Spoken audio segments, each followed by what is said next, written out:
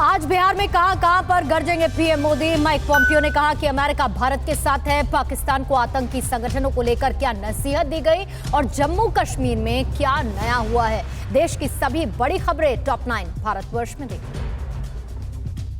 प्रधानमंत्री मोदी आज बिहार में 3 जनसभाओं को संबोधित करेंगे। पीएम बिहार के दरभंगा, मुजफ्फरपुर और पटना में जनसभाओं को संबोधित करेंगे। वहीं कांग्रेस नेता राहुल गांधी भी आज से बिहार में चुनाव प्रचार करेंगे। उनकी एक रैली पश्चिम चंपारण के वाल्मीकि नगर और दूसरी दरभंगा के कुशेश्वर स्थान में होगी।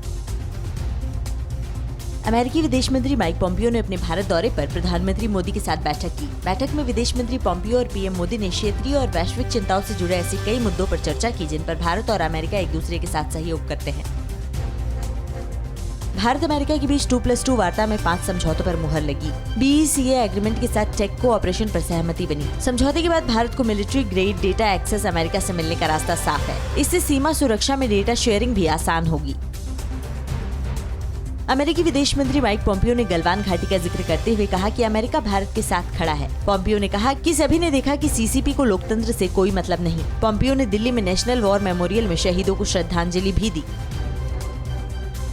बैठक में कहा गया कि पाकिस्तान में चल रहे सभी आतंकी संगठन अल-कायदा, ISIS, लश्कर-ए-तैयबा, जैश-ए-मोहम्मद और हिजबुल मुजाहिदीन जैसे संगठनों पर ठोस कार्रवाई की जरूरत है। पाकिस्तान को तत्काल ये सुनिश्चित करना चाहिए कि उसके नियंत्रण वाले किसी भी क्षेत्र का इस्तेमाल आतंकवादी हमलों के लिए न होने पाए।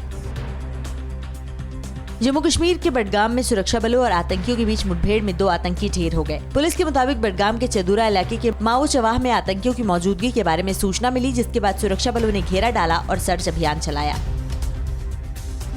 Indian army chief general MM Naravane को नेपाल की राष्ट्रपति विद्या देवी भंडारी नेपाल सेना के जनरल का मानद पद प्रदान करेंगी। ये परंपरा 1950 में शुरू हुई थी, जो दोनों सेनाओं के बीच मजबूत संबंधों की पहचान है। नेपाल फिर से पुराने रिश्ते को आगे बढ़ाने की कोशिश करता दिख रहा है।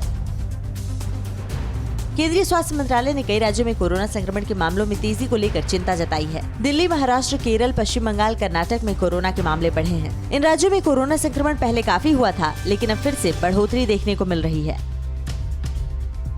केंद्र शासित प्रदेश जम्मू कश्मीर के लिए लैंड लॉ नोटिफिकेशन जारी हो गया है। इसके बाद अब कोई भी फैक्ट्री के लिए यहाँ जमीन खरीद सकता है। खेती के लिए सिर्फ राज्य के लोगों के पास ही अधिकार है। जम्मू कश्मीर के पूर्व उप मुख्यमंत्री कविंदर गुप्ता ने नए लैंड लॉ का स्वागत किया और कहा कि अब जम्मू कश्मीर के द्वार सभी के लिए खुल गए हैं।